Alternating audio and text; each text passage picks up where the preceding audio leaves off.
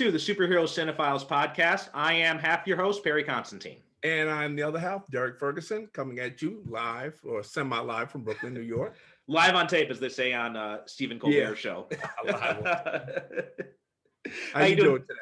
I'm doing pretty good. I was about to ask you the same thing. It's getting chilly out here, and I'm fighting off a bit of a cold, but you can probably hear my voice a little bit. I'm a little bit stuffed up right now, but hopefully we're nearing the end of it. Just hit me like 2 days ago. Okay. Well, but otherwise, I'm doing okay. How about you? I'm doing all right. As I was telling you earlier, we're getting hit with a snowstorm here now in Brooklyn. So they're calling it a nor'easter. That's what they're calling it. Any way you look at it, it's snow coming down, and I got to shovel that shit later on. So God, yeah. That's the bottom line. But other than that, I'm doing fine. I'm just, hanging out, staying in the house. Matter of fact, we're doing the documentary today. I have been on kind of like a documentary kick. I watched like 3 or 4 documentaries in the last 2-3 days. It's funny you say that. I must be something in the air, because I've been kind of on a documentary kick myself too. I was watching a bunch of different stuff over the past few weeks. Yeah, I watched a documentary about Pauline Kael. Who was like the most influential movie critic of the last half of the 20th century. And what else did I watch? Watch something about doomsday preppers. People who get ready for doomsday, stuff like I don't know. It's just like, I started watching one documentary and it just led me to another one and another one and another one. Yeah, I go through those periods too where I just start like binging on a bunch of like one type of show or something. I do it a lot with podcasts too. Like I'll just get interested in the topic and I'll look like lots of different podcasts that are around that topic. But lately we started, it was like 2 days ago, we started watching Breaking Bad because my wife's never seen it. And we're just looking through Netflix and I saw it on there. I'm like, oh, well, let's see what she thinks of it. So we put on the first, she's addicted. Like we're like at the end of the second season last night. And I was getting tired. I was falling asleep. I'm like, I'm gonna go to bed. She's like, you mind if I stay up and watch some more? I'm like, go ahead. I've seen it like twice already. So she stayed up. I don't know how much she watched after I went to bed, but she's still asleep now, so that might be an indication. It's funny that you mentioned that because we started watching this other show with Bryan Cranston called Your Honor. They just started on Showtime, and he plays a judge whose son accidentally runs over like a mafia guy or something like that. So now he's trying to like cover up the crime so his son doesn't go to jail. And Patricia's watching it and she said, oh, how come he only plays these parts where he's, an unlikable guy? And I said, what are you talking about? I said, he was in a comedy for years, Malcolm in the Middle, but she'd never seen that. She only knows him from Seinfeld because he was on Seinfeld. Oh, really? Yeah, he wasn't like a regular character, but he was a recurring character on Seinfeld. He played a dentist, Tim Watley. Oh, yeah, I remember him now. Yeah. The whole anti-dentite storyline. Right. Right. He was the dentist that switched to Judaism, and Jerry was convinced he only did that so he could tell Jewish jokes. Right. Yeah. I remember that now. So now Patricia's watched this. So now she's interested now in seeing Breaking Bad. And I tried to get her to watch it years ago. She said, I don't want to say that. But now she wants to see it. So serendipity there. Yeah, interesting. So we're both on documentary kicks. Our wives are on Breaking Bad kicks. How do you feel about documentaries in general? It depends on the subject matter, really. For a long time, I really didn't have any interest. Right. I'm just like, if I want to watch a movie, I want to watch something that's, I want to watch a story. But over the past, I don't know, maybe it's like in the past, like maybe 10, 15 years, I started getting more interested in them. But mostly it depends on the subject matter. Like if it's something that I'm curious about, then I'll watch it. It's very unlikely for me to watch a documentary about something that I've got no prior interest in, though. Right. Yeah, it's same thing with me. Like I could like, as far as documentaries go, I could take them or leave them. But then like once I started watching Turner Classic Movies, really, and they would have like, like these all night marathons of certain documentaries on certain subjects. Right. And then I started watching them. I said, oh, wow, some of these are really, pretty good. And so I kind of got hooked on document. And it's a nice way I find to cleanse the palate too, the movie watching palate, to watch something different. I think for me, it's really with the streaming services because now they're all there. It's readily accessible. So I think that's when I started getting more interested in them because before it's like I'm not really interested in going to a movie theater to see a documentary. Like if I'm gonna go Yeah. to a movie theater, I want to see something, that's got action in it, that's got spectacle. I want something that's worth, my $10. Yeah, that's an excellent point because I could never see myself like paying to go see a documentary. Mm-hmm. I But mean, I like if went it to came see on, Fahrenheit 9/11. I saw that in the theater, but okay. that was that was kind of a special case because that was a huge movie that was coming out at the time. But most documentaries, like you're not going to get me to pay money to go see it in the theater. Yeah. And like you said, with the streaming services, like I watched that one on Netflix, the one that everybody's talking about now, the one about the internet, was that the Social Oh, Dilemma. Social Dilemma. Yeah, I haven't seen that yet, but I want to check Oh, that that's out. excellent. Yeah. Mhm. Watch that. That's really good. I also got to finish watching the Fear City, the New York and the Mafia one. Oh, you watching that? That's good. I'm like 3 episodes in so far. I got to get back into that one. Yeah, yeah. Well, I tell everybody, and I've been telling everybody that, okay, go back and watch that if you want to. That's like the origin story of Donald Trump and Rudy Giuliani. Yeah. That's like the origin story. And I said that to people because I always tell people, listen, they were always crazy and racist. They just didn't start it. And if you watch that, you look at that, you say, okay, now I understand why. The way. And there's another documentary. I can't think of the name right now, but I'm going to give it to you. I'm going to find it and send it to you. But it's a documentary about Roy Cohn.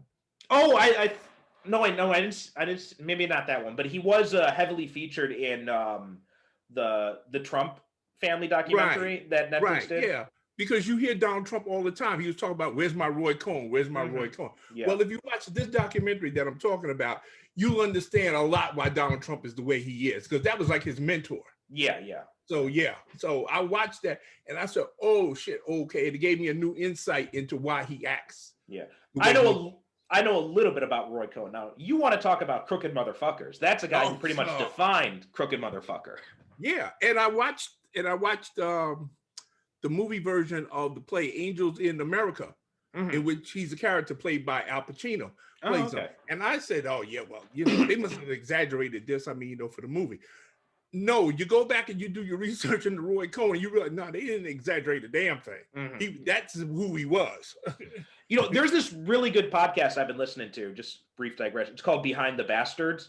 And it goes into like all these like little stories about like these really terrible people throughout history. Like, for example, like Hitler was, had a terrible case of flatulence. and that's one of the reasons why he became a vegetarian, was because he was farting all the damn time. Oh, okay. Yeah, and it's just like all these really weird stories you find out about, just like all these really interesting stories about these really terrible people, about like how Stalin was, it was insane. And they kind of depict this a little bit if you saw The Death of Stalin. But he'd take his men out, like his inner circle, and they'd start drinking at like 5 o'clock in the morning. And they'd be just like going nonstop. And he had this weird obsession with practical jokes, like with people sitting on tomatoes and shit like that. And then at like 2 in the morning, like it'd be like constantly like, try to outdrink Stalin. Because if you had to keep up with him. And it's like by 2 in the morning, his guys, they're all like about ready to die. And he's like, let's watch a cowboy movie. And it was just like, and all of this stuff. And you see this in the opening scenes. Have you seen Death of Stalin? No, I haven't. Oh, it's really good. But in the opening scenes, you see this whole thing play out. And I had just finished listening to the Behind the Bastards episode on Stalin before I saw this. And it's all true. Like, this is shit that actually happened. You think it's something that's made up for this movie, but no, it actually happened. Yeah, stuff that you swear, oh, yeah, okay, well, that can't be true. You find out it did actually happen. Yeah, it did actually happen. One more documentary I could recommend, and then I guess we'll get down to actually doing some work. What was that? The Last Wolf, which is a documentary about the writer called Edward Wagner. Oh, okay. The fantasy writer, science fiction writer, horror writer. No, I never heard of him before. Yeah, it's on Vimeo. Okay. If you're interested, yeah. But I watched that. When did I watch that? I watched that yesterday because Carl Edward Wagner, he wrote a whole mess of books about a swordsman called Cain, who was like he's immortal and he wanders the earth, and he's kind of like an anti-hero. He makes Elric look positively cheerful. That's how So that's another documentary I can recommend if anybody is interested. So yeah, that's all I've been doing like the last 3 or 4 days. Yeah, you started me off with, of course, with the movie we're talking about today. So before we get into that, though, there's been a bunch of news that dropped this past week. Really? Yeah. I mean, the biggest thing is, Marvel Studios made a bunch of announcements. Oh yeah. I mean, well, first off, talk about dropping the bomb on me. My God, they just they dropped the fat man and the little boy. But Mo, they had first off, they started off the week with dropping all these trailers for the Disney Plus series. So they had a new trailer for WandaVision. They had a full trailer for Falcon and Winter Soldier. They had a full trailer for Loki. Trailer for What If, and it's just so. I mean, that's a good place to start, is those trailers. So what did you think? I saw Loki. Well, of course, when I saw that he's in the hands of the Time Variance Agency from the Fantastic, I lost my mind. I said, holy shit, which of course would be natural since he apparently is messing with time because he's got the Tesseract from the past. So he's not exactly the Loki that we know from because the Loki that we know died in what was that? Infinity War. Yeah. Yeah, he died, but Loki's still around. So and it looked like they got Loki turns out to be DB Cooper at one point. So Loki looks like it's going to be nothing but fun. I don't know if I'm looking forward to. Okay, first the one I was looking forward to the most was, of course, WandaVision. But now I don't know if I'm looking forward more to the Falcon, Winter Soldier, or Loki. So when these were first announced, Falcon and Winter Soldier was the one I was most looking forward to. And then they released the trailers for WandaVision. I'm like, oh, now I think I'm really looking forward to this. Because WandaVision was the one I was kind of like least interested in. But, seeing all the things they're doing, and it looks like they got Monica Rambeau's in it. They had, Darcy, we see her back in the trailer, back from the Thor movies. Yeah. And just like everything we've heard about it, it looks like a total. Oh, Jimmy Woo, played by Randall Park, he's going to be back in it too. And it just looks like a total mind trip, and it looks like it's going to be so amazing. And what else they got coming? They have Hawkeye coming. They got She-Hulk. Yeah, we'll talk. I got some news about that too, but also then we see Falcon and Winter Soldier, and now I'm really hyped again for that. Because we see I like seeing you got this kind of banter between I'm glad they kept that relationship between Sam and Bucky, where they got this kind of like antagonistic friendship type thing. It's very much, to me, is going to be the Falcon and Winter Soldier. They're going to be like the MCU's that's like the Lethal Weapon. I was going to say the exact same thing. That was the vibe I was. That was very much the vibe I was getting from it, a Lethal Weapon vibe. Yeah, I was thinking the exact same thing, and I was watching it, and I'm all in for that. They got Batroc coming back. They got apparently they're going to involve the Flag Smasher in it too. All I have to say is that they're going to make it very hard for me to leave my house, and then on top of that, of course, I'm in the Star Wars. They announced all that Star Wars stuff. I haven't really dug into those yet, but I saw a few key takeaways from that. Like, oh my God! I said, well, you know what? I forget about it. I'm just not leaving the house. That's all. Yeah. Really, seriously. Yeah. There's no reason for me to ever leave my house now. Also, in the Loki trailer, there are a few little things that I noticed that kind of stood out to me. I mean, one, there's this one scene where it shows. Did it look like Black Widows appeared in that trailer? It looked to me like she was sitting on that planet. That's what I was thinking, yeah. To me, that looked a lot like the Black Widow. Yeah. And then also he calls out to Thor and Heimdall in that one scene too. So there's rumors that maybe Idris Elba will be coming back. Yeah. Well, you know what? He's got the Tesseract now. So he can bounce around time and space as he wishes. So who's to say that he's not going around and I don't know how the Time Variance Authority is going to play into it. But, headed up by Owen Wilson, too. Yeah, Owen Wilson, who, Mobius M. Mobius, that's who he's playing.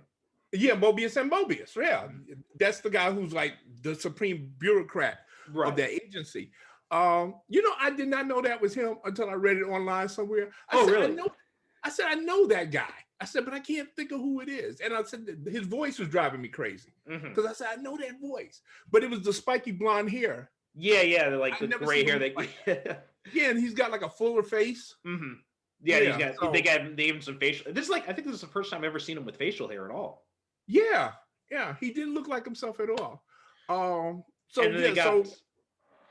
just hoping that since this involves time in some way, that maybe this will be a way for them to bring the Black Widow back. Maybe, we'll see how it all works, or maybe they'll just have like a cameo or something like that. But it seemed like a weird thing to put in the trailer if it's not going to be Black Widow. Yeah, it's a weird thing to me. And like you said, with Idris Elba coming back and everything, I'm really kind of hoping that maybe Loki will be trying to bring Asgard back as well. That would be interesting. That might factor into it, that he finds out that he really does miss as much as he claims he couldn't stand them, that he misses them, and he's trying to bring them back. But you know what? I am content to wait and see what happens. Marvel hasn't let me down yet, so I'm sure that whatever they got it planned in mind, it's going to work out. And did you see the trailer for the What If animated series? Oh my god, that looks great. I loved What If. Like that was like it was just such a fun book back in the day. It was it was what I loved. It was totally batshit insane. What if no idea was too wild or crazy? Yeah. If you wanted to do, if you imagined it, put it in What If. Just throw it in there, That was one of those books that I'm really disappointed that they've never really brought back in a big way. Like they've come back and they've done a few limited runs of it, but back in the day, I keep eyeing Comixology because I'm waiting for those complete What If collections to come down in price. And What If had a really long run too. Yeah, I went through like 3 volumes or something like that. Yeah. And I think it was finally canceled in the late 90s, early 2000s when it was finally canceled. It ran for a long time. And they've touched back on it a few times. Like they've done like a few What If specials since then. And it was the type of book that I didn't buy it on a regular basis, but if I walked by it and said, and I saw on the cover, what if Daredevil was Spider-Man? And I said, holy shit, I got to read that. And I would pick, and I would pick it just based on whatever the premise of that. Yeah. I remember there was one I saw that was just completely ridiculous. It was like, what if the Punisher became Captain America? I'm like, what? I got to see that. Yeah. And of course, it had the Watcher, who is one of my favorite Marvel characters. I love the Watcher. So since he was out there, spinning all these stories, I said, okay, cool. Marvel will find a place for somebody and anybody to star in, And the MCU is a great way to do that. Like they've got, it looks like the first episode is going to be what if, what's her name? Haley Atwell's character, Peggy Carter. Peggy Carter, yeah. What if she got the super soldier serum? That's what, she becomes like Captain Britain or something like that. Yeah. And then they're also going to have one like with what if T'Challa ended up becoming Star-Lord? I'm really hoping that they get her. I would hope that they got her back to do the voice. Oh, they did, yeah. I'm pretty sure it's Haley Atwell and Chris Evans both did the voices for that one. Because one of the greatest sins in recent memory is that Agent Carter got canceled. That's a show that should still be running today. Oh, hell yeah. That was one of the best things they ever did, Agent Carter. Yeah. So what if, I'm all here for that. And there's just, we got, over 10 years now of MCU movies. There's so much material you can explore with that just within the MCU. Yeah. And I mean, it's animated. I mean, so, it's not dependent on anybody's schedule, or they don't have to fly anybody. If they can just take somebody and stick them in a booth to record their voice and everything like that, bam, they can do it. Yeah. So it can run indefinitely. So some other stuff we got coming out here is there are 3 new TV series coming. We got Secret Invasion, we got Ironheart, and we got Armor Wars. Now, Secret Invasion is a really interesting one because, in the comics, that was this big crossover event, right? But it's obviously you're not going to be able to do that. It's going to be very different. And it looks like it's more based on what we saw at the end of Spider-Man Far From Home, where you've got Nick Fury working with Ben Mendelsohn's character from Captain Marvel, the Skrull character. Yeah, that's what it looks like. This is the one.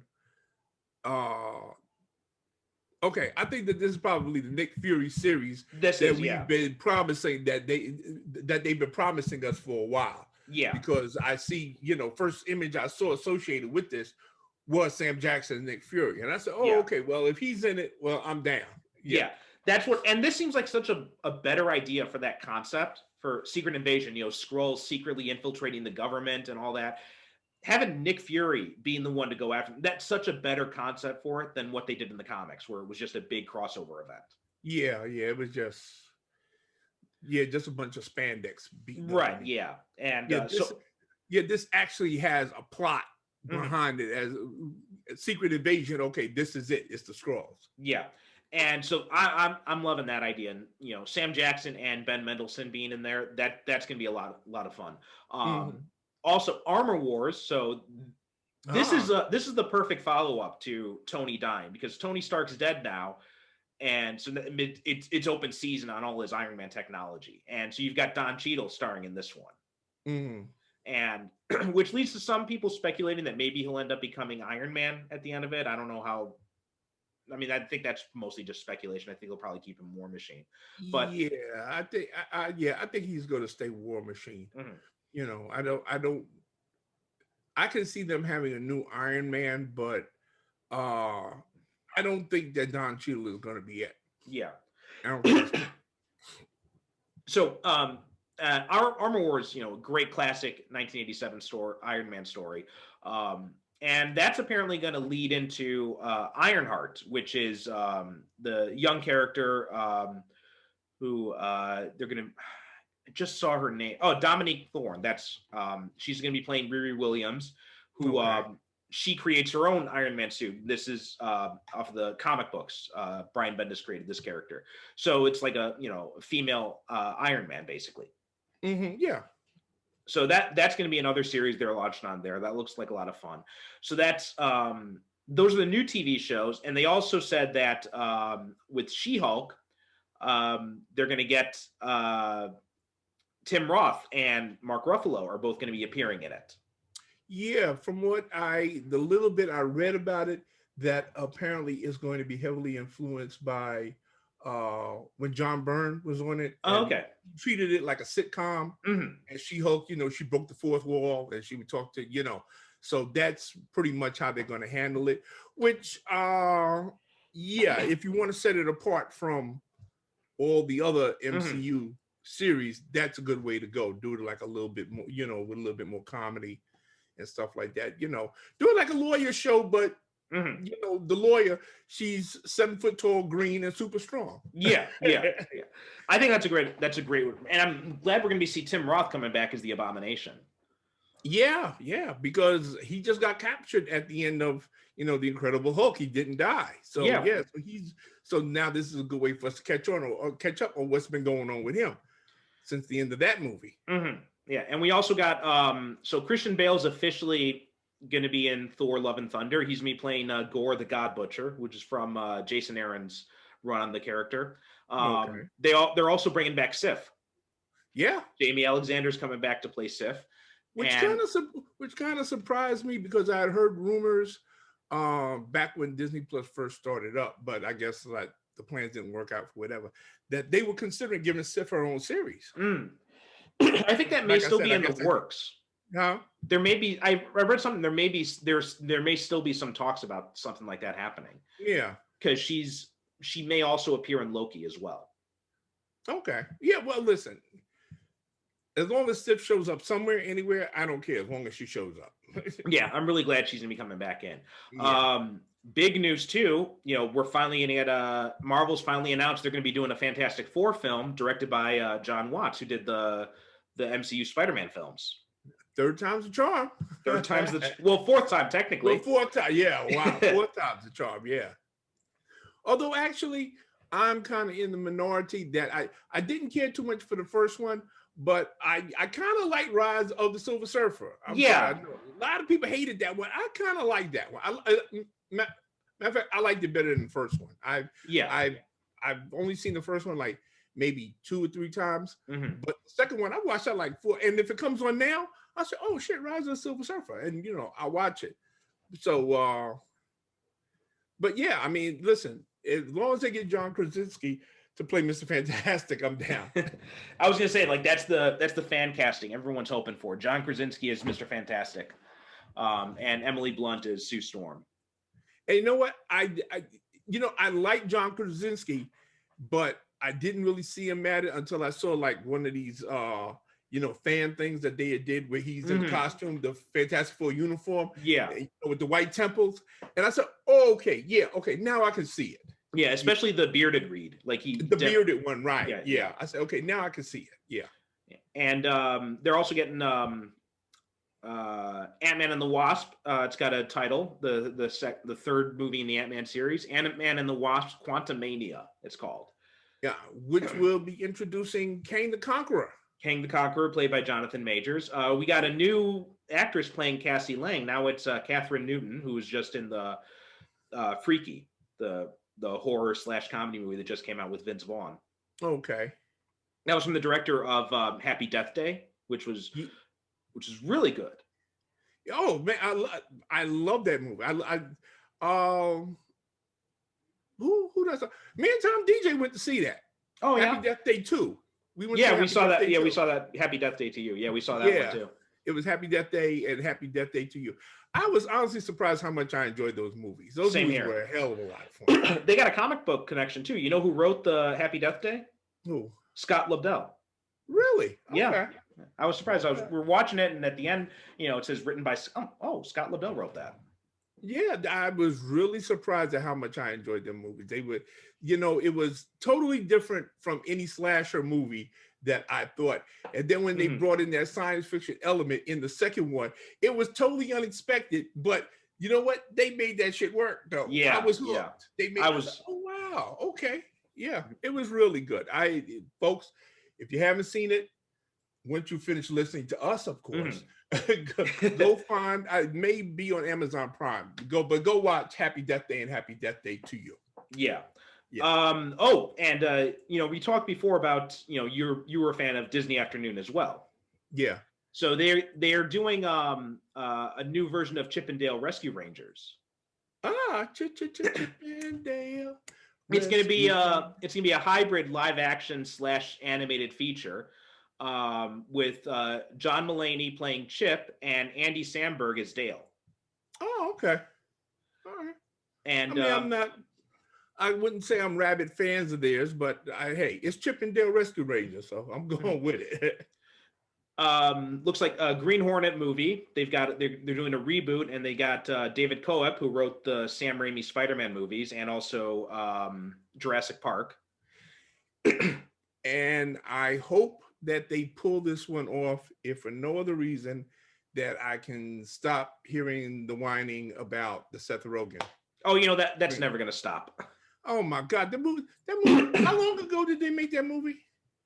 I don't even know. Yeah, and you know what? You have people going on and on about it, like the movie tried to shank their grandmother in the shower. I mean, please. Yeah, life's too short. Yeah, I'm really tired of people just whining about that. I mean, a lot of it gets thrown at Seth Rogen. So I know people who are like, oh, whenever Seth Rogen's name gets mentioned, like, oh no, Seth Rogen, he ruined Green Hornet. I'm like, well, he didn't write the damn thing. He was just acting in it. Yeah, I mean, and listen, I admit it. When they started singing Gangsta's Paradise, when they was in the Black Dude, I laughed. I'm sorry, I did. Because it was unexpected. I laughed. Could it have been a better movie? Yes, it could have been a better movie. But, I don't think that they deliberately set out to shit on the legacy of Green Hornet. I don't think they do that. But again, I will say that I do feel sorry for the fans of the Green Hornet, because everybody deserves to see their favorite hero depicted the way they want to on screen. Sometimes it happens, sometimes it doesn't. Maybe this time they'll get it right. The Green Hornet is actually one of those characters that I think that would work better if they put it back on TV. Oh, I think so too. The other TV. I mean, we've talked about this before, which is why I think a lot of these MCU characters work better on the small screen, that not every character has to have a $200 million summer blockbuster movie. Exactly. Yeah. Some of them work better, on the small screen, 8 to 10, 12 episodes, okay, like The Mandalorian. The Mandalorian works much better as a TV show than it ever would as a movie. Oh, absolutely. Yeah. I've had some people say, oh, they should have just did a movie. No. It wouldn't have worked as a movie. Yeah, it has to be done as a TV show. I agree. Yeah, it would not have worked as a movie.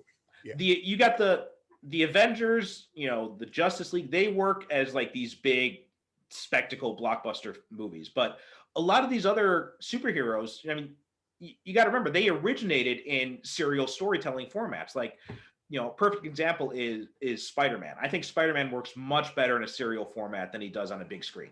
Yeah.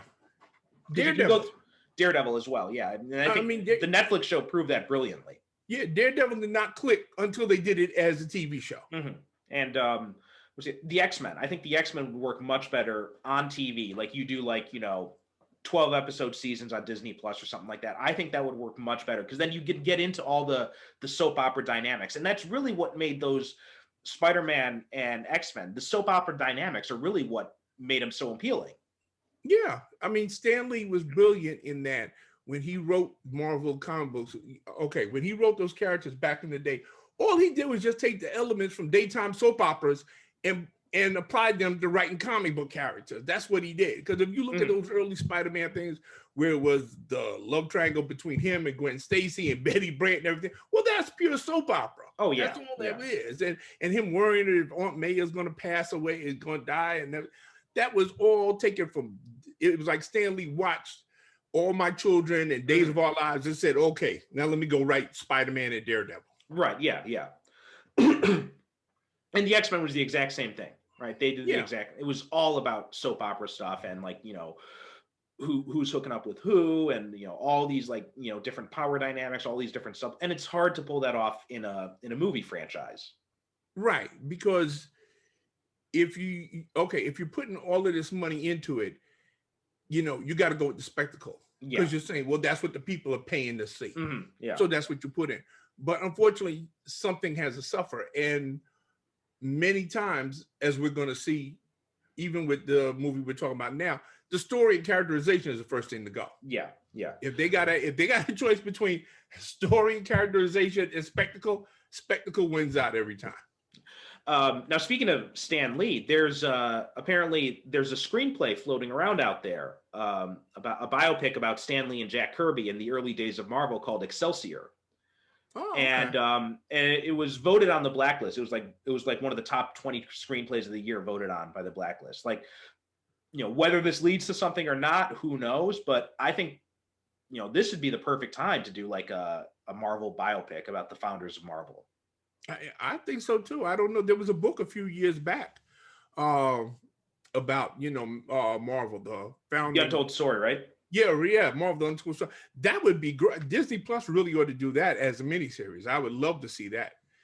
Like as an 8-part series where they talk about the early days of Marvel, and because apparently who was it that was writing Doctor Strange? He actually was getting high on LSD. Is that Steve Ditko? Steve Ditko. Yeah. Well, I mean, you look at those things he drew back then, you can understand why. Yeah.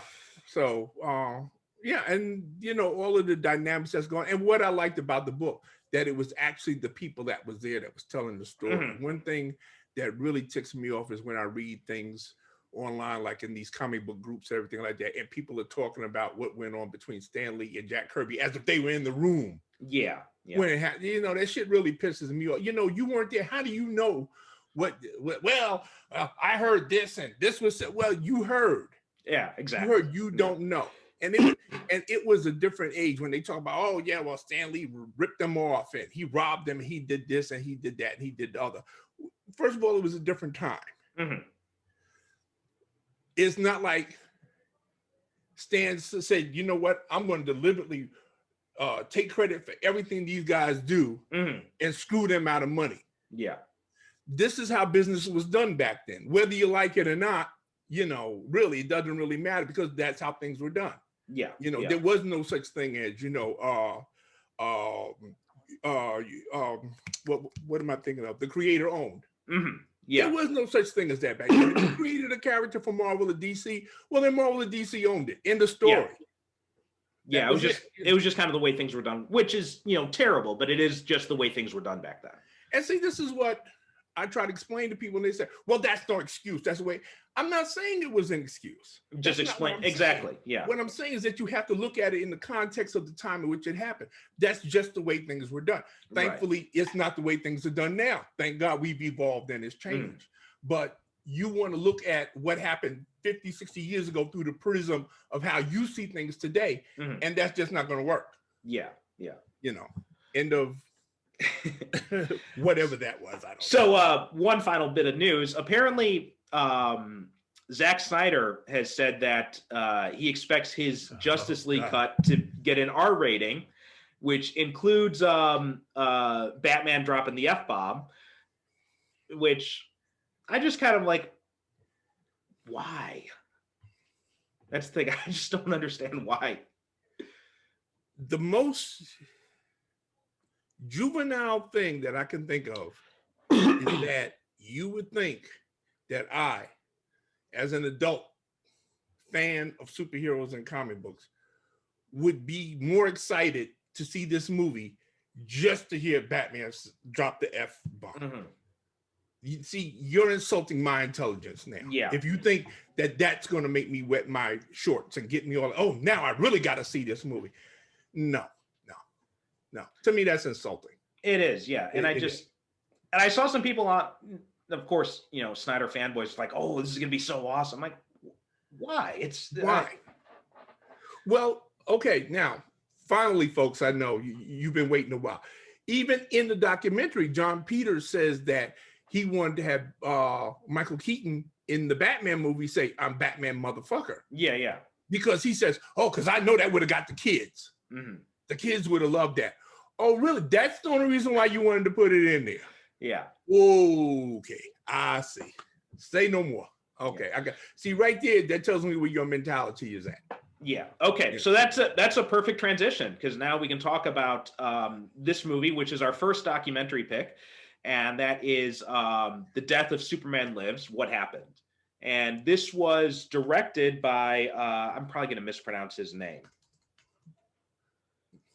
Well, I'll let you mess it up. Yeah, let me bring it up. So he don't come. John Schnapp. You're in Japan, so he can't come looking for you. Actually, I think he passed away, actually. Oh, my God. Oh, I'm sorry. Yeah, he passed away fairly recently. I retract my thought. No, I mean, it was 2018 he passed away, and it was just, this came out in 2015, so just a few years after this came out. Okay. Sorry to hear that, because judging by this, the guy was really good. As a documentary. Yeah, no, this is one of the best documentaries I've ever seen, because for two reasons. There's a lot of information that we get. And I like documentaries where they interview people who were actually there and was doing the thing, so that they can tell us themselves, okay, this is what happened. Yeah. And then, okay, let me make up my mind, because we do see that at one point, like John Peters and Kevin Smith apparently remember some things differently. But I like being able to hear what he's got to say and what he's got to say, and let me make up my own mind. They did a really good. I love that, where they cross cut between both of those different versions, because Kevin Smith's been talking about this for years. He's he's been going on the road, and we talked, like, look up on YouTube, Kevin Smith Superman Lives, or Kevin Smith John Peters, whatever, or An Evening with Kevin Smith. Like, it's hysterical. It's he does. He got a whole stand-up routine, and it's like 20-30 minutes he does in that movie. And he's just talking about that. And like I said before, I mentioned before, this is like on the level of Richard Pryor type of humor, where he's talking about, because it's hilarious the way he recounts it. And some of it he gets in here. And like you said, I like how they cut back and forth. Like they'll say with John Peters, well, I don't remember saying that. Now, mind you, he never says flat out. He didn't say it. He just says, well, I don't remember saying that. And then they cut to Kevin Smith and say, oh, yeah, he said that shit. He's got the hands going, oh, yeah, he said that shit. So, as a matter of fact, I would go so far to say is that once Kevin Smith leaves this movie because, he figures pretty heavily in the first half where they talk about the script and everything like that. But once they get out of that, the movie does lose a little bit of energy in it because it does, yeah. we don't have him, throwing his shit in there. Yeah, the best part of the movie is definitely the first part when they're talking about the pre-production stage and after that it becomes interesting. It's not as fun, but it's interesting after that. Yes, it is. So for those of you who don't know, like Superman Lives was Warner Brothers' attempt in the mid 90s to reboot the Superman franchise or like reinvigorate it. It wasn't going to be necessarily a straight up reboot. It was going to be more kind of like a half reboot. I guess it kind of like Incredible Hulk did, I think. A reimagining. Yeah. It was going to kind of like what the Incredible Hulk ended up doing, where it wasn't like a retelling of the origin story, but it just kind of like picked up again. And it was like kind of half reboot, half reboot, half sequel. Right. Yeah. It's kind of like fuzzy exactly what it was exactly supposed to be. Me, I'm saying, looking at everything that Tim Burton had planned for it and everything like that, I think they should have just went with just full blown reboot because, this thing just from, all of the pre-production work that they did and the drawings and the concepts that they had, this was a whole new way of looking at Superman in his world. Yeah. So, and so the story starts, it's basically Kevin Smith was brought in to talk to Warner Brothers about it. And they're off because his script was going around for Chasing Amy at the time. And so they brought him in to do like rework. He'd done some work on Good Will Hunting as well. He'd done some writing work on that as well.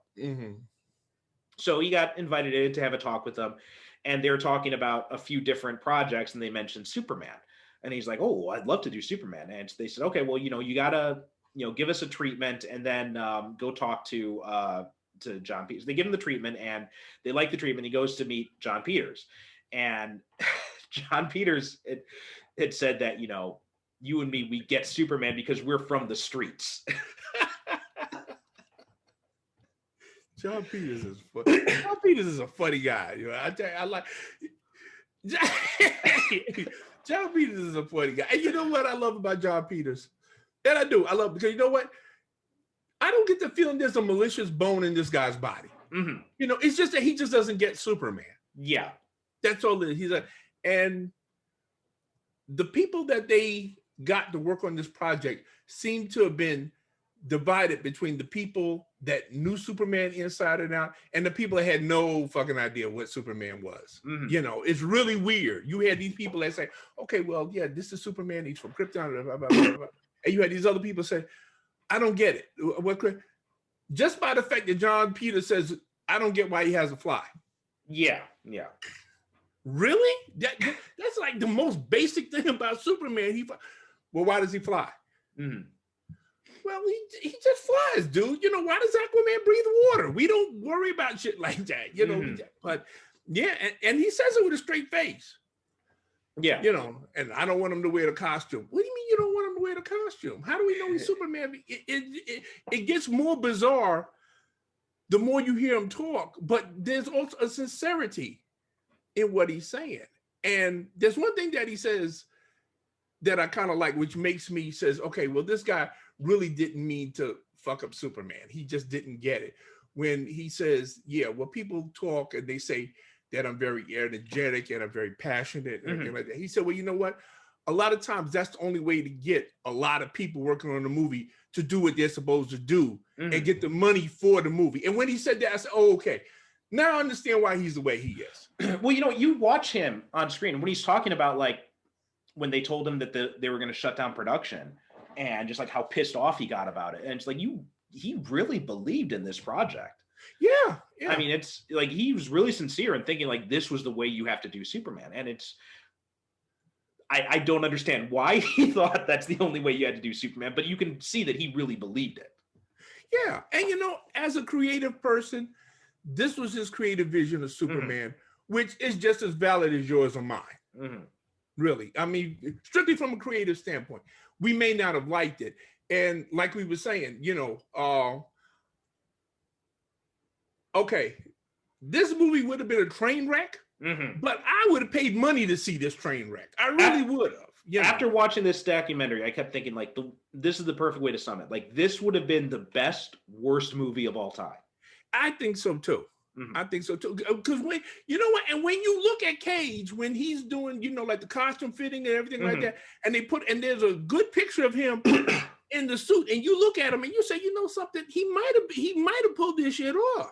Well, it's interesting that they chose Nicolas Cage, because Cage is this interesting mix of those two extremes you mentioned, where you said you got the people who like the comic books and you got the people who want to do something completely different. Cage is like this weird mix of the two, right? Because where he really, he does understand the comic books. He's a comic book fan. He named his son Kal-El, for fuck's sake.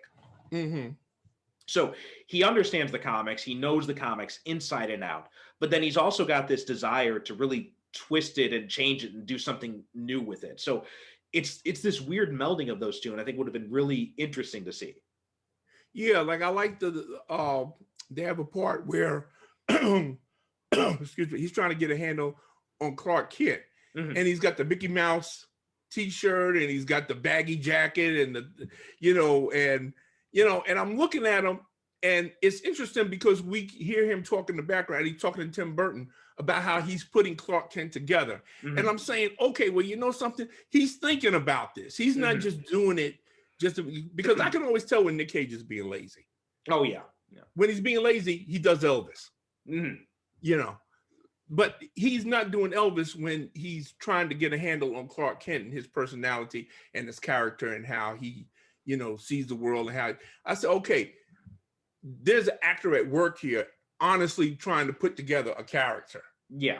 That he feels he can portray with honesty on the screen. And I have to respect that. I do. Much as I may think he was miscast or whatever, he wasn't half-assing this thing. He was taking it seriously. Yeah. Tim Burton as well. Like, I was really surprised at how invested Tim Burton was in this. Yeah.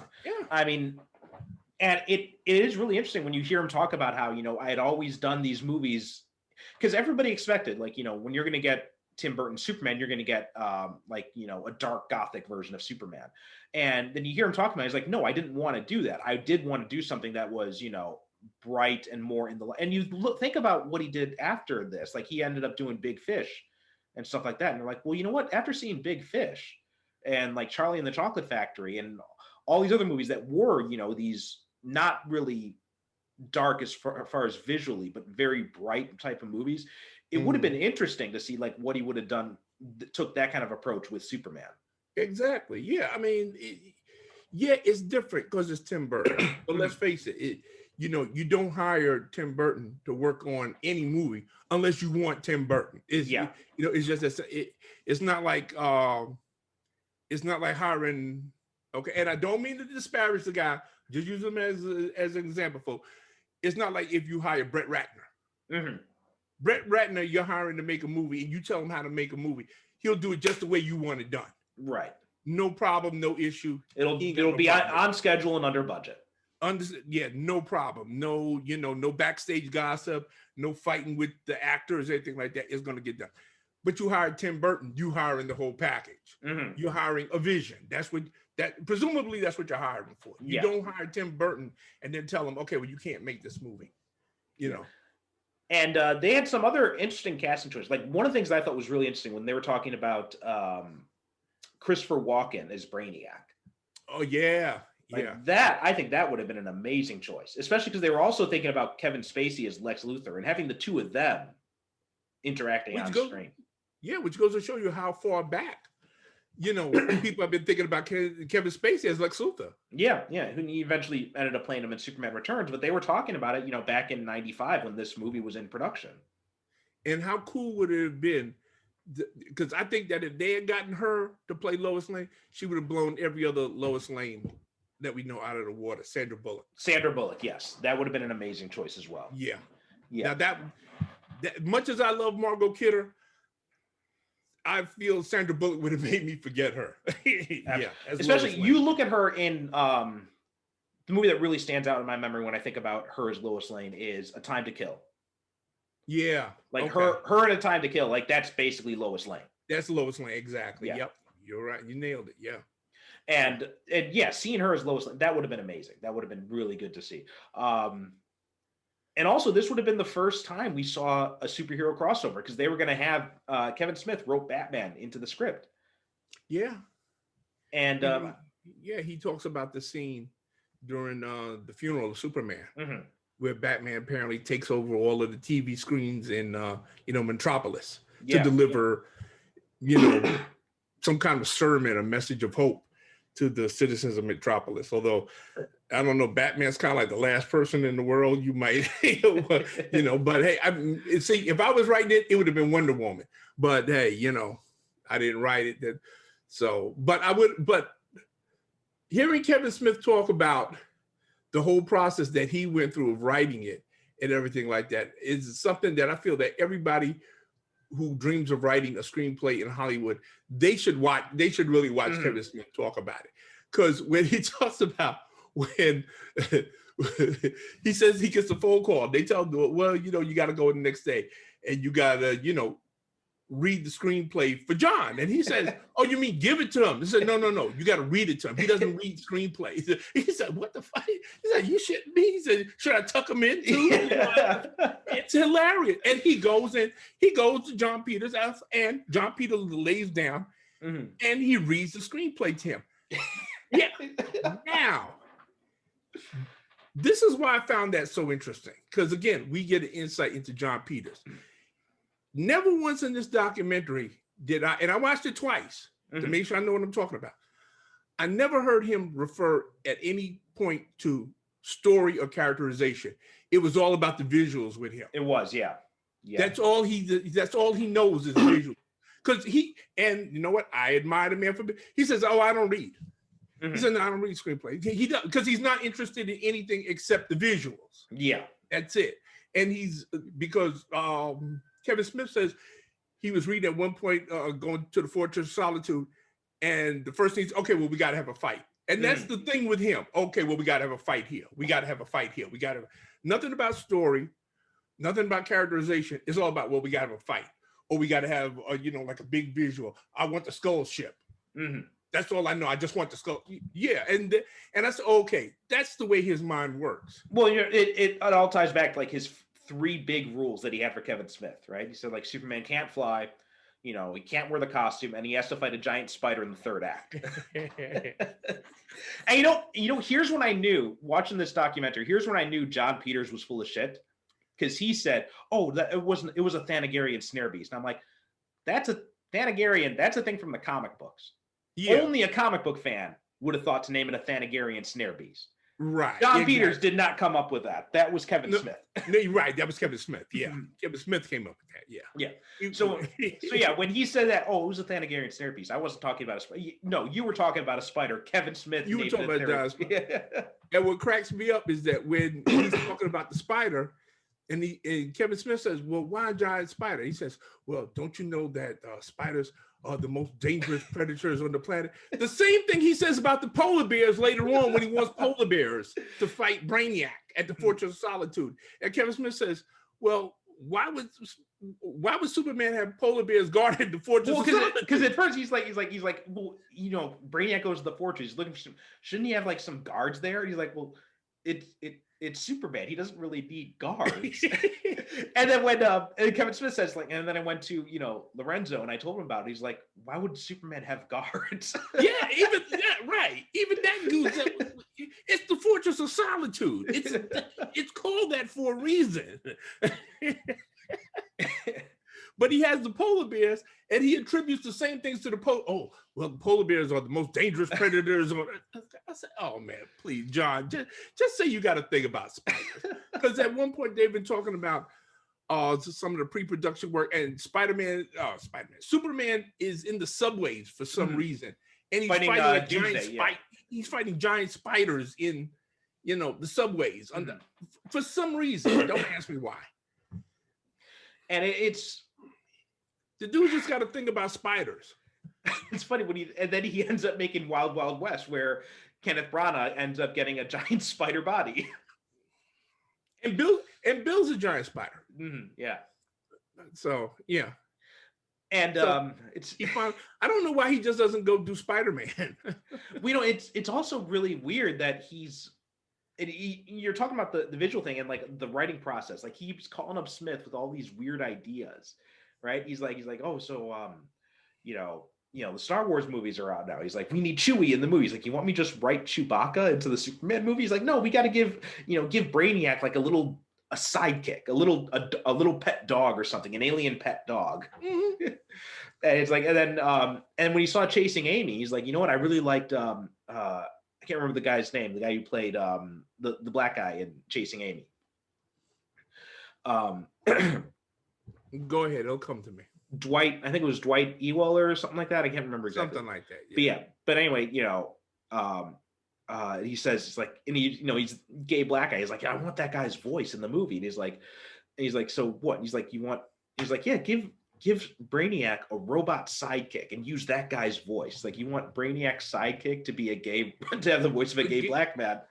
Yeah, it's just like all of the, John Peters' mind just seems to latch onto things from pop culture. Mm-hmm. Yeah, that he doesn't really understand why they work. All they know is that they work, and he wants them to work in his movie, even if it doesn't necessarily fit the tone of his movie. Yeah, that's the closest way that I can.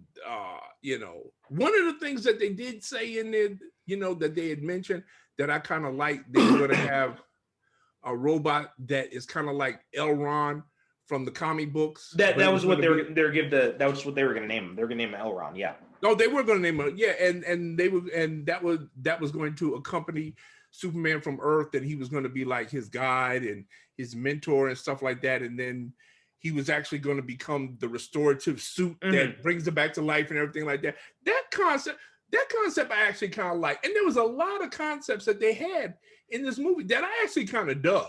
And I'm nodding my head and say, you know what? I can't say that I'm crazy about it, but I would have liked to see it though. Mm-hmm. Yeah. I would, especially when they have, because the one thing I love about this documentary is that they've got tons of, pre-production drawings and sketches and all kinds of designs for different things that they were going to do. I mean, you were 100% right. Everybody on this project was committed to this project. They weren't treating it as a joke. They were serious about this. Well, when you watch, because back in time, I remember reading about this in magazines and websites and whatnot back in the day when this was in pre-production. And I remember back then when they were talking about reading all that stuff back at the time, you don't realize how much work they had actually gotten done on this thing. Yeah. I mean, it's extraordinary. You know what? You don't do that much work for something that you don't care about. Yeah. It's just that simple. You don't. I mean, just the work that they did on the suit, Nicolas Cage, with all the fiber optics and everything like that. You got to do that stuff by hand. Right. And it's very painstaking work that you got to take your time with. You don't do that stuff for something nobody's not going to see this thing. You do that type of work for a project that you actually do care about. Well, something else that was really interesting about it is that, because when that stuff first started coming out with the costume test footage and all that, is that everyone assumed that was going to be Superman throughout the whole movie. Then you find out, no, that's just the restoration suit. That's you see that for 5 minutes in the movie. And it really kind of gives you a clue into how much work goes into these movies, because they're doing all this work, days, weeks, months even of work on this thing that's just going to be used for 5 minutes in the movie. And I do recall that was part of the reason. And even Tim Burton, he kind of touches on that because he said, okay, a lot of that stuff that got leaked out to the internet, he said, nobody was ever supposed to see that. That was just for us. Right. And like you said, people saw, the pictures of that restoration suit, and they just assumed that was going to be the Superman suit for the whole movie. And of course, the internet lost his mind. Right. Kevin Smith has a terrific line in this, one of the best lines I've ever heard, when he said that, okay, when it was announced that Michael Keaton was going to play Batman in the 1989 Batman, he said, even though there was no internet, the internet got pissed off. He said, that's how mad people got, and he's absolutely right. People got pissed off.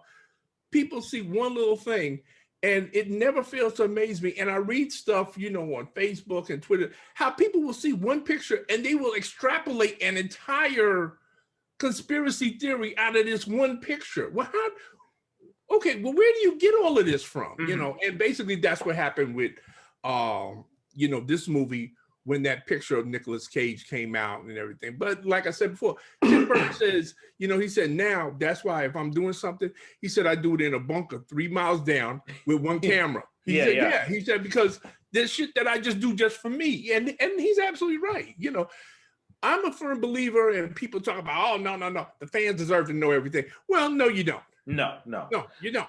You deserve to see the finished product, but you don't need to see every single step of the production up until that. Like, you know, when they show that stuff to you, that's a bonus. Bingo. I mean, and I remember when you were talking about this, it reminded me going back to another time Nicolas Cage played a superhero in the run up to Ghost Rider when they were in production on that movie, and they had this photo floating around of Nicolas Cage in like a skull mask with like this like fiery wig or something like that, and everybody flipped out.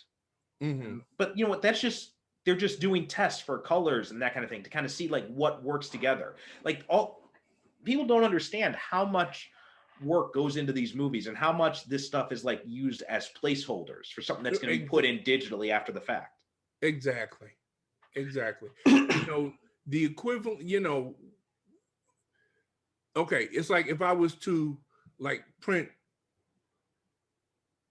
okay, let's say I took the current work in progress that I'm doing now and I printed that. If I printed my first drafts, people would swear I was insane.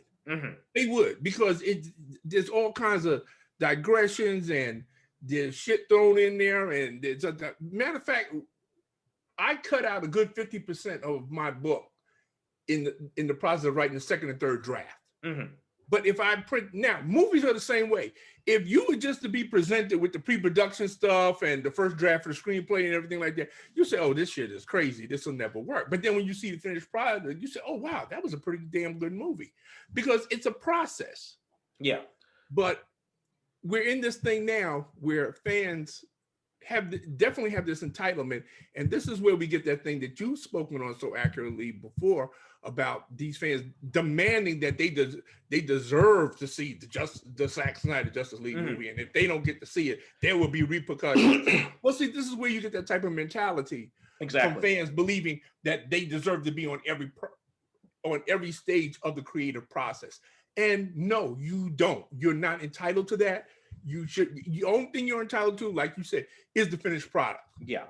That you paid your money for. Exactly right. You're not entitled to download it for free on, you know, BitTorrent or whatever. But but also something else too. You were talking about that. Like I was also thinking about, because I'm doing drawing work now and, you know, starting to get into that. And very well, I might add. Thank you. But you know, one of the things that, you know, you learn as you start drawing is that if you look at like you know, you look at a pinup that, you know, like Jim Lee or John Byrne or someone does this awesome pinup of Batman or Superman or whoever, right? They don't draw that finished version, right? There are building blocks that build up to it. You start off with a stick figure, really. Yeah. And you build up, you add more elements to it because you get the structure right, and then you add other stuff. Like that, all that stuff you see in the finished piece, that's just the final layer of it. Yeah. It's just like a house, right? You build a house, you got a framework for it, and then you put the walls up, you put the wallpaper, you put all the furnishings on. But if you went to a construction site and you see a house being built, you wouldn't look, oh, that house is a piece of shit. Thank you. Exactly. Because you can't tell what the house is going to look like just from the framework. Right. Yeah. You can't tell. You know, you don't build you build a house from the foundation up. You don't build a roof first. And on one hand, I do think it's kind of good that we do get to see these types of things where people, because one of the things that really annoys me when these types of pictures come out is that they're always presented without context, right? No one explains to people that this is just a first step in the process, right? And people don't really understand how different, how much of an impact it makes, like the way you film something, the type of lighting you use, the type of lens you use, the type of film you're using for it, all this type of stuff. This all is hugely influential, even before you get to post-production stuff with CGI and all that kind of thing. Yeah. So yeah, and I think one of the things, this movie does a really good job of kind of stripping away a lot of that mystique, and it shows you how much work really goes into these movies. And like I said earlier, nobody does this type of work on a movie that they don't believe in. And yeah, as wacky as he is, I do believe sincerely that John Peters did believe in this movie on whatever level in John Peters' universe, but he did believe in this movie. And everybody, and everybody else that worked on this. I mean, because at one point they're talking about, where they call up people that they don't think that they're going to get to work on it. And they say, yeah, they come and they're doing pre-production sketches and they're designing creatures and spaceships and everything like that. And I'm saying, wow, because of course it's Superman. And Superman has that universal appeal to everybody. I mean, I don't know the first thing about writing a comic book, but if DC Comics called me tomorrow and said, Dirk, we want you to write Superman, yeah, I'd learn how to write a comic book in 20 minutes flat, just to write Superman. So and I know when you hear Nicolas Cage as Superman, your first thought is, but you know what? You watch this documentary and you kind of halfway come to say, well, you know what? Yeah, you know what? I kind of would have liked to see that. It's because a lot of that, when you think of Nicolas Cage as Superman, like a lot of people, there's the image of him from the costume test where he's got the long hair, but you don't see and they show him in here, these stills later on of Cage with short hair, and he's wearing this pads. It looks really good. It looks really faithful to the classic costume. It does. He looks really. I have to admit, I'm looking at it, but I even liked him with the long hair. I like him with the long hair, but yeah, but they do show him later on where he's got like short hair and everything like that. And I'm looking at him and I'm saying, you know something? And again, yeah, you know what? I'd have paid money to see this. Something else. Sold it off. Something else people forget at the time is that in the 90s, Superman had long hair. Yeah, he had the mullet. The super mullet he had after the death of Superman. So yeah, he did have the long hair back then at the time. So it's not that out of the realm of possibility. Now, one thing that they kept coming back to in this movie, and we even heard it, that a lot of people complained about that in the Brandon Routh Superman movie, whereas that John Peters was apparently obsessed with having Superman hit stuff in this movie. That was his thing, and we hear other people say that too. Yeah, well, the fans always, well, Superman never hits anything. He never hit, that's the only thing that Superman is supposed to do, is just hit stuff, Right. I mean, I kind of understand. Okay, what people are really saying was that they want to see him use his superpowers in other ways rather than, saving people or preventing natural disasters. But see, here's the thing. That's what Superman does. Yes. Yeah. Superman is the only superhero, as far as I know. He puts on his costume and he doesn't fly around looking for crime to stop. He flies around the world looking for natural disasters to stop. If there's a flood on the other side of the world, he goes to stop that. If there's a famine over here, he flies in food. If there's a tsunami over here, if there's an earthquake, that's what Superman does. His whole thing is not primarily fighting supervillains. Yeah, he does that. But that's not the primary motivation for Superman, which is what I think a lot of people that make a Superman movie, that escapes them. I think you're absolutely right. Like the whole thing about Superman is he's there to help people. He's there to save people. He's not there to fly through buildings or whatever.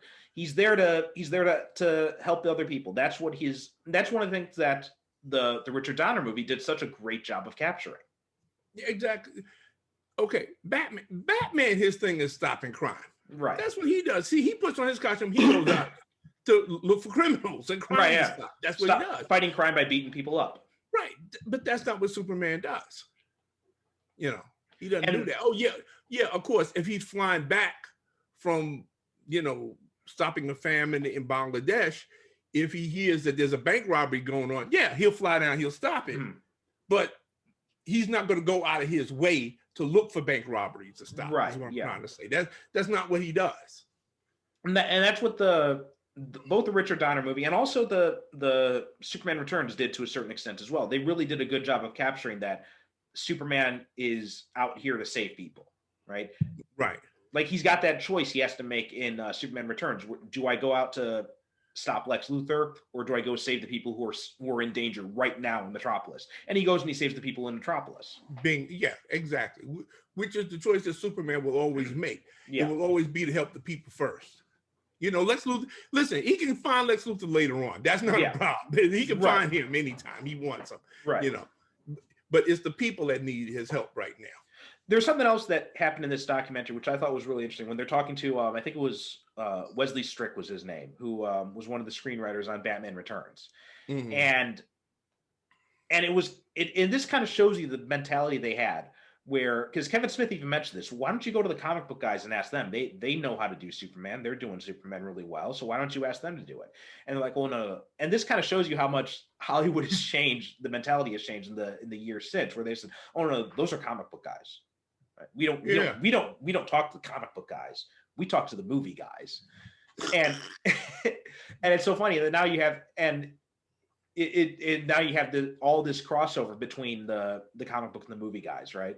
So you got, like, you know, Josh Whedon, he finishes Buffy and Angel, and then he goes and he writes X-Men, and then he goes and he directs the Avengers. And then Kevin Smith, you know, he directs a bunch of these movies, and then he ends up he writes Superman movie, and then he goes and he writes Green Arrow and Daredevil, and Jeff Johns, right? Prime example, start off in comic book writing, and then he ends up doing executive producing a lot of these DC movie projects and stuff. So right. And it's just really funny how much things have changed since then. Because like I said, because back then they didn't believe that comic book people could be trusted with movies. They said, well, no, they don't know anything about movies. Well, I think part of that is because they had Frank Miller write RoboCop 2 and 3. Well, oh boy, that's a whole nother episode right there. But yeah, that's like, I mean, you know, I don't know. There, I think, is a certain arrogance that goes along with movie making that I think is necessary for because, listen, let's face it, and even with writing, let's face it, there's a certain amount of arrogance that goes along with what we do because we think that we can write something that's good enough that people will pay money to read. Right. You know? You know, so it's the same thing with movie making. They're saying, okay, well, you know what? Yeah, I know how to do this better than anybody else, you know. Even though this is a character from the comic books, I know how to make a movie out of it, you know, better than the people that, so it's that certain type of arrogance and we see with John Peters, because he's got a certain arrogance about it, because he gets Superman. Well, Superman, he's from the streets. When I heard that in the movie, I bust out laughing. I said, man, he so does not get this. But he's convinced. He's convinced in his mind. He knows Superman. Well, see, and kind of going along with what you're saying is you need that kind of arrogance, not only to push people to get stuff done, right? Because if you're someone who's not fully committed, who's not strong enough to back up that conviction, you're not going to be able to push anyone else to go along with you. And you look at John Peters and you imagine him like in a negotiating room over the budget for the movie or pitching a project or something. Like, that's a guy who's going to sell you on whatever he wants to make. Yeah. And if you don't write him the check, you might be afraid he's going to throw you out the window. Well, that's what he says at one point, that, you know, that the guy that, I mean, you know, was going to pull the plug on it. And he told the guy he was going to throw him out the window. And looking at John Peters, you know, and from the stories I've heard about him too, I have no doubt that he was fully capable of throwing somebody out the window if he felt like it. But, you know, and this, watching this documentary is a prime example of something that I say quite frequently, in that when people talk about, oh, that was a terrible movie and that was a bad, I say, yeah, but you know something? You got to look at it this way. Considering how many people are involved in the making of a movie, actually, it's a miracle we get as many good movies as we do. Yeah. Because everybody, you know, okay, everybody that's in this movie, we see they have their own idea what Superman is and what he should be and what he should look like and do that. But they're all still coming together to try to make a cohesive vision. To me, that's one of the most amazing things about movie making, is that we get as many good movies as we do, with so many people with all these diverse thoughts and ideas and concepts. And it's the director that has to pull all of this together and say, okay, this is how we're going to do it. Yeah. And these people go along with it. They say, okay, yeah, cool.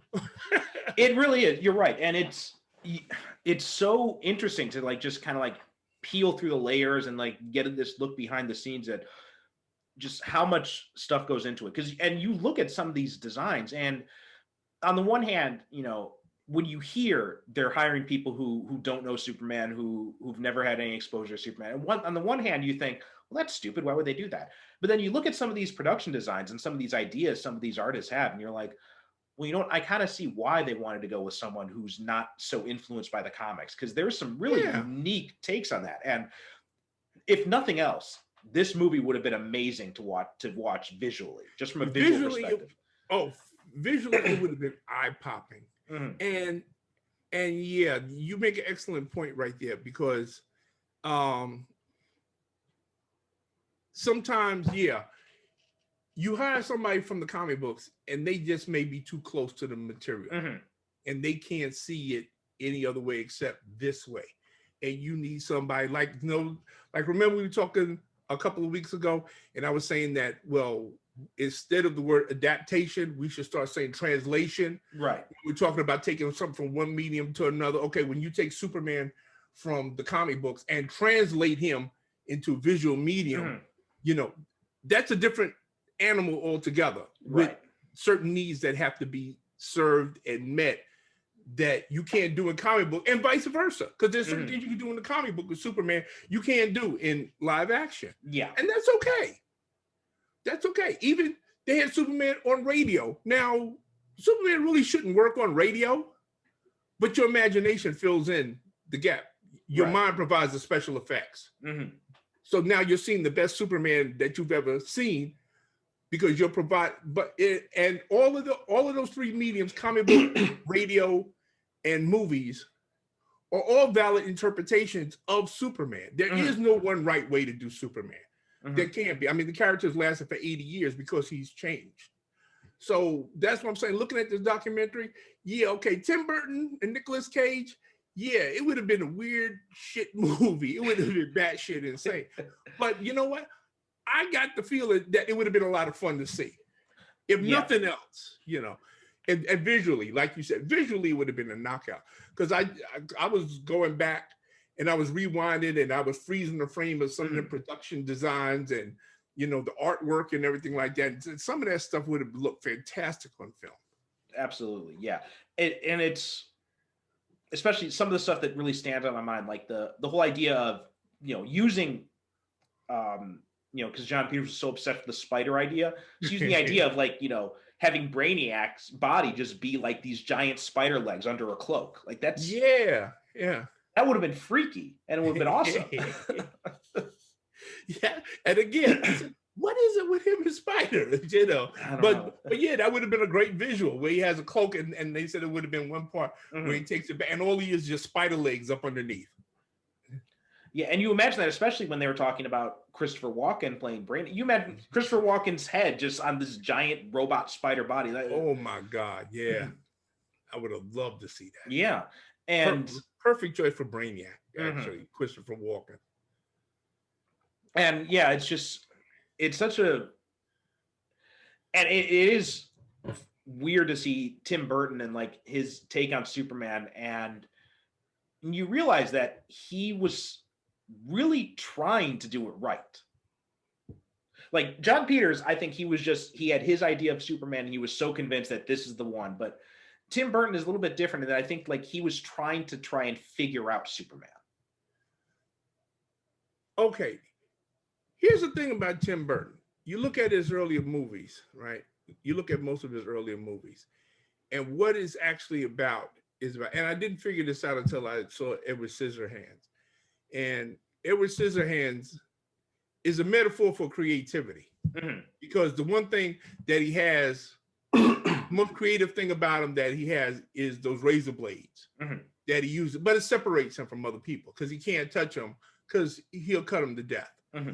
Right. And if you look back at most of Tim Burton stuff, that's what, I mean, Batman and stuff like that, is whatever people are best at, that's what separates them from humanity. Yeah.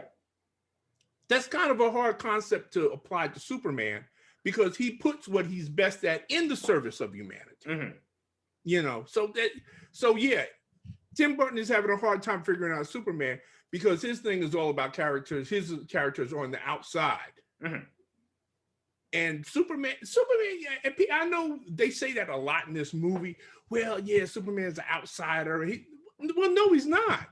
He was raised on a Kansas farm. Mm-hmm. He's not an outsider. Superman doesn't feel like an outsider. He feels like he's a part of society, because he was raised as part of society. Mm-hmm. Mm-hmm. I think there is a way to do Superman that you are able to get that outsider feel with him and still have him be part of society.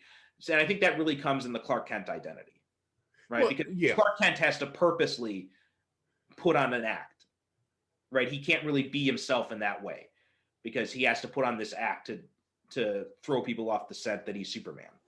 Right. Because I remember reading somewhere, or you might even said it to me, I don't know, where somebody said, Superman is actually 3 personalities. He's not 2. Right. There's Superman, the superhero. There's the real Clark Kent, mm-hmm. who was raised up on the farm boy. And then there's the Clark Kent in Metropolis, the one who's pretending. Right. But that's not really Clark Kent. Like when he goes back to visit his folks, mm-hmm. Mom, Clark Kent, he doesn't wear the glasses. Right. Yeah. There's no reason for him to do that because, now he's really being himself. That's the real Clark Kent. Yeah. And he's got the overalls on and he's carrying the tractor and stuff like that. That's who he really is. Mm-hmm. But even the Clark Kent that's in Metropolis, that's another identity. Yeah. Yeah. That's the one he's manufactured to live among human beings. I think I was the one who did say that to you because that's something I've always felt. And I think that's something that a lot of people don't really grasp about Superman. And I think you'd get a lot better stories about him if you had people more, look closer at that kind of dichotomy. Right.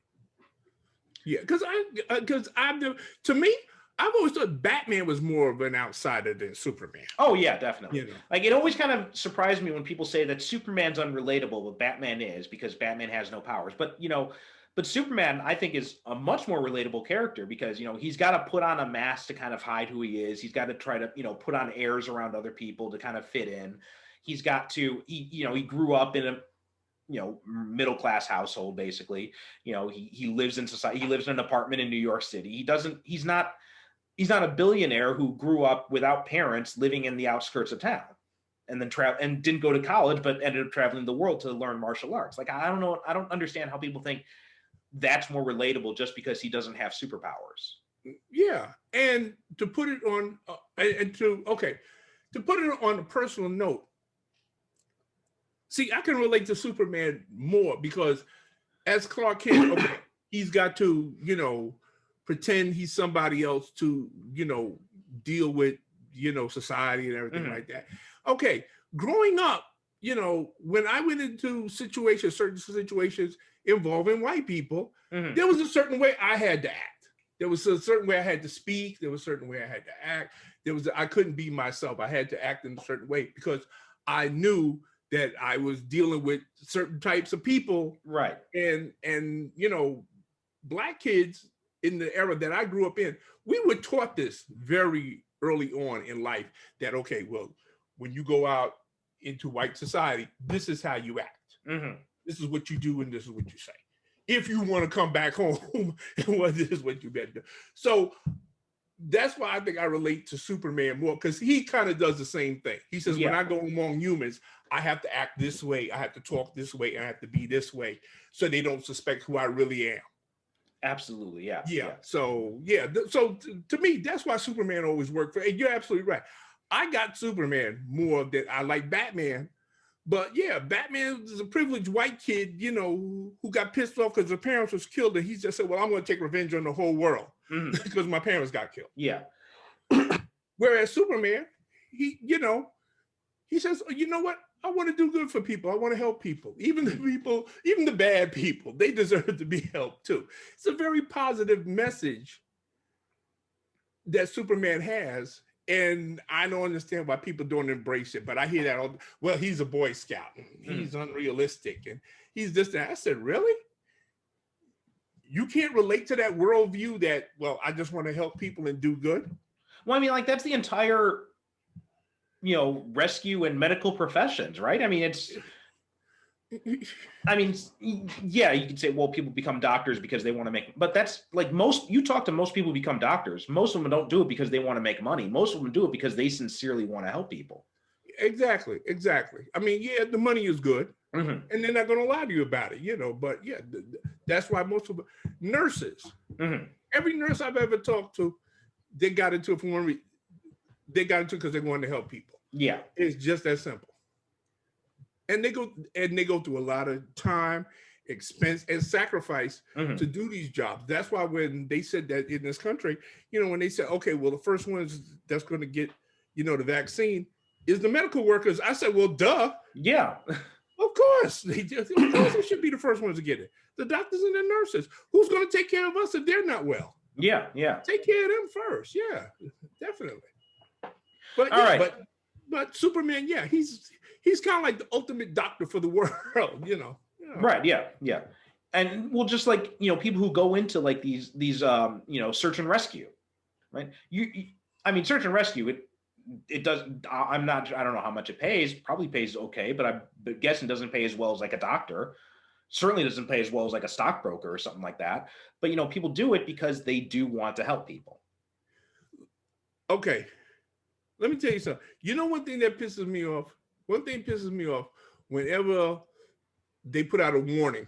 Okay, well, there's going to be a flood, so mm-hmm. you have to evacuate this area, and we need you to evacuate now. You're always going to have that one fly. You're always going to have that one bee that would rather sting than make honey. He's not leaving his house. He was born in this house. He's going to die in this house. Okay, flood comes. He's running to the roof. Now he's calling for help. Mm-hmm. One brave soul goes out there and gets him. And you know something? God bless that one brave soul, because if you left it up to me, your ass would drown. But no. And I mean, you have people at the risk of their own life. They will do that. Mm-hmm. Yeah. And that's like Superman. To me, that's what Superman does. Yeah. So when they call these people heroes, and because they risk their own lives, or people that go get stuck up on a mountain and somebody goes and rescues them, mm-hmm. God bless them. Because if you left it up to me, next to kin, okay, I'll tell them later. Sorry, that's just me. What can I tell you? But yeah, but it is so amazing that you get all these people who just, for some reason, they're not able to grasp that idea of like, what do you mean he just wants to help people? And they don't understand. They don't understand it. I don't understand someone who can't grasp that possibility. So whenever someone says like Superman's not realistic in a modern sense, I just don't. I don't understand it. And you know what I tell people when they say, well, I don't like Superman because I could be like Batman. Oh, you could? You have a couple of $1 billion and mm-hmm. you have 10 years to go study martial arts around the world and learn every scientific, type of discipline. I said, but there is a way you can be like Superman. Mm-hmm. And they said, really? How can I do that? I said, just do one thing a day for somebody who will never know what you did and have no way of repaying you. Mm-hmm. Yeah. Just do that. And they said, that's all. They said, that's all you got to do. Yeah. So, any other things that you wanted to touch on with this documentary? Only that it again, it's remarkably comprehensive. Mm-hmm. When you talk about going from A to Z, there is, as a matter of fact, this was the second time I've seen this, because I've seen this before, but I watched it 2.5 times, really. I watched 2.5 times. But there were things that I saw here, either I didn't remember from the first time I saw it, or, I just wasn't paying attention. But there was new stuff in here. I love the fact that they have tons of concept art that you can look at. I mean, this is wonderful just to look at. You can see all the designs of the various suits, Superman suits, of Metropolis, of, Krypton. I love they have a whole section where they go into how they was going to develop Krypton. And at one point, Krypton was going to be like these shifting tectonic plates. Oh, yeah. That was a really cool idea. Yeah, connected with like this H.R. Giger-like type of biomechanical stuff and everything. That freaked me out right there. I said, man, I would have loved to see that on screen. And as I said earlier, I love documentaries that we talk to the actual people, you know. Let the people sit down with the people and let them tell me what happened, and then I can make up my mind for myself. Like now, okay, when like when you talk about early on when we were talking about Kevin Smith and John Peters and they cut back and forth. Here's the thing: I don't think either one of them are lying. I don't. I just think that they, and a lot of time has passed by. I think they just remember it differently. There's 1 or 2 times I think John Peters was full of shit, though. Yeah, I definitely, yeah. But most of the time, I think he was full of shit about the spiders. When he said, "No, I don't remember that." No. I've heard too much from other people that say, "Yeah, it was John wanted the spiders." But I did love that when he's doing Kevin Smith is doing he says, after I met with John Peters, Warner Brothers comes to me and they say, they said they like you, he likes you, he wants to move forward with you. Did he mention the spider? He did. He mentioned the spider. He told you they're like every fucking day with the damn spider. yeah. So there's some days, John Peters is full of shit. But for the most part, I think he's telling the truth. And it's just so much fun hearing their versions of it. I would love to just put the two of them in a room together or on a stage and just give them an hour and a half just to talk about this movie and let them talk about it. That would be comedy gold. I gotta feel it. Comedy gold. And it's a really good look at just like all the effort that goes into a movie before any cameras start rolling. And just like how much effort they put into the smallest bit of detail. And it really is amazing when you think about it. And, all this effort into just like for a 5-minute segment, they spend months of work on this suit to make sure it lights the right way and then it works the way they want it to, just for like a 5-minute segment. It's unbelievable. It's really stunning. And, being able to hear these people talk about their craft and their work and seeing all the concept designs. And it really gives you a better sense of just how much effort. So whenever people talk about, bad about superhero movies and just, I look at something like this and just like all the effort they're putting into this, all the work they're doing, all the creative energy. And it's just like, you know what? I don't see how you can say that these movies shouldn't exist. Like, all these people are, doing this amazing work. Yeah. Incredible work. I think of this. And I think of another documentary I saw a couple of months ago. It was on Amazon Prime that went into the pre-production work for Dune, the Jodorowsky. Oh, I've heard about this one. Yeah. Oh yeah, man, you got to see that. This is like the best movie that was never made. Seriously. And what's even more fascinating is that when you see how many other movies, such as Flash Gordon and Star Wars, actually cannibalize stuff from that movie. Oh, okay. And they go into a whole section where it's like just about every science fiction movie that came after that, you had these people that was cherry picking pieces because Jodorowsky has like this huge massive book of all of the pre-production stuff and storyboards and everything like that. And all directors, were coming in, they were looking in this book. And then they would go off and make their own movie, and Jodorowsky would say, "Wait a minute, I know that spaceship design that came from Dune, and it's amazing." So yeah, I'm gonna have to check that out because I saw that on Amazon Prime. Yeah, that's where I saw it. Like I said, so maybe about 2 months ago. Blew me away. Great documentary, just as good as this one. Okay, I'll have to. I think you got me something I got to watch today then. Okay, cool. Okay, so any final thoughts about Death of Superman Lives? Only that if you have not seen this movie, I strongly urge you. I don't know where you're going to find it at. Well, actually, so I did some searching, and I'll put this link on the website, but it's The Death of Superman Lives, What Happened.vhx.tv, and they've got a whole bunch of different purchase options. Like you could rent it, you could just rent the movie itself for like $2. But they've also got a $30 super pack that has like over 8 hours of extra content. And it's got like extended interviews with like John Peters and Lorenzo Di Bonaventura. They have the premiere with Kevin Smith and a Q&A afterwards. comic artists, writers, and fans talk Superman. Like, I think I might actually have to buy this set because there's a lot of stuff that looks really interesting in it. Okay. But yeah, it's a great documentary, and it was partly crowdfunded too.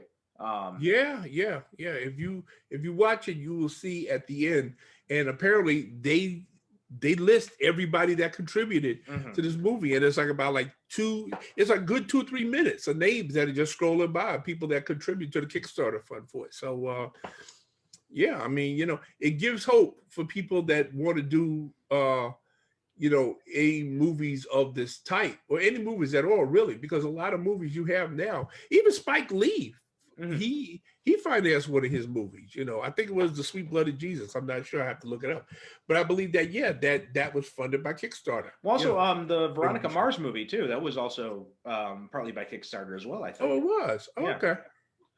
Okay. So so check it out. You can find it. We'll put that link on the website. You can find that at superherocinephiles.com. And yeah, so that does it for our conversation about The Death of Superman Lives, which means this was my pick. That means next we're gonna go with you. So what should we talk about next time? Well, I was thinking about it, and I thought of, well, what could I do something nice for Perry for Christmas? So what I did was that I went back over all of the episodes that we've done, and we've done quite a few. And I noticed something. I noticed that around this time last year, we had spoken about Deadpool. Yes. But we have not yet talked about Deadpool 2. Oh, okay. So for your Christmas present, I propose that next time we get together, we do indeed talk about Deadpool 2. Okay, awesome. Now, about Deadpool 2, there's actually 2 versions of it.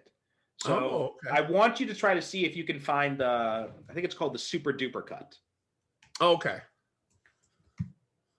Yeah, it's called Deadpool 2, the Super Duper Cut, because I think that's actually it's a longer version, and I think that's actually a better version of the movie. Okay, I'm sure I can find it on Amazon Prime or somewhere else.